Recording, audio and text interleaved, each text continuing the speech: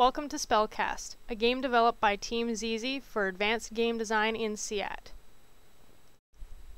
Spellcast is a tower defense style game with a twist, teaching the player how to type.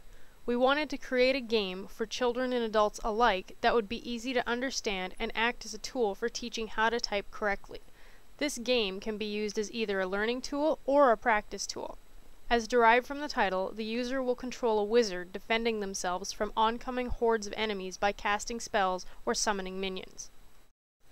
Our target audience is adults with children who are either learning how to type, wanting to practice their typing, or to teach their children how to type. We also wanted to aim the game towards preteens and elementary school kids who are being introduced to computers and to typing skills. Prototype 1 testing results. Testing was done with 5 participants from the target audience. The participants found the game difficult and repetitive. Participants didn't know how to play the game until they were told what spell to use. But the participants were able to connect the letters on the game screen to the targeting system. Participants were frustrated with the summoning system. The pattern of typing spell, enter, aim, enter was too repetitive. Monitoring the speed of the enemies while trying to aim was too challenging for the first level. The enemies responding too quickly, this made the game difficult to keep up.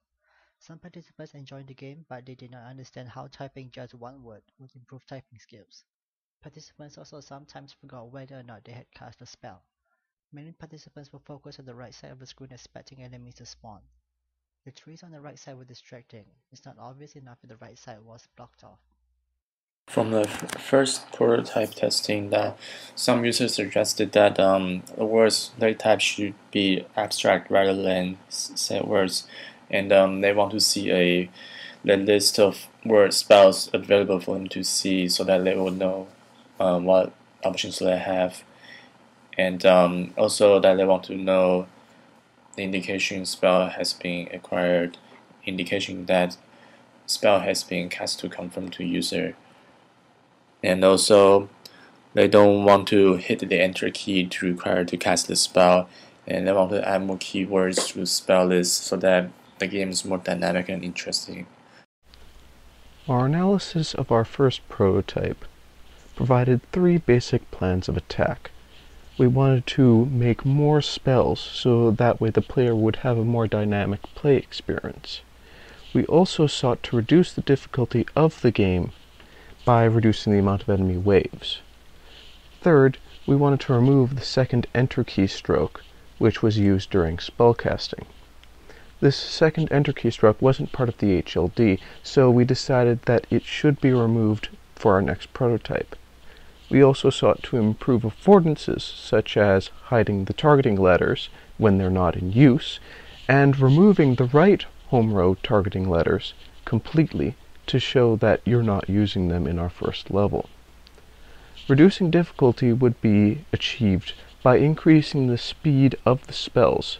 It would take less time for an ice spell to hit your opponent than it did before. In addition, we would decrease the enemy spawn rate, thereby making the game easier to survive. This does create a problem, though, of boredom, which was already present in the previous game. So we thought to reduce the amount of waves to 1 instead of 3. That will make it a lot. In the first prototype, the casting system was the following. The user typed in the name of the spell, pressed enter, chose the targetable area, and pressed enter again to fire. In the second prototype, we still kept the same typing of the spell. However, we changed it so when you select the targetable area, the spell is casted right away. We've got a few suggestions from the second prototype testing. First, the user wants to see more spells available for user to cast, so the gameplay is more interesting. And again, they want to see a list of available spells. And in analyzing prototype 2, we noticed that there were 3 issues that came up most commonly among our test subjects. These issues were the addition of a visible spell list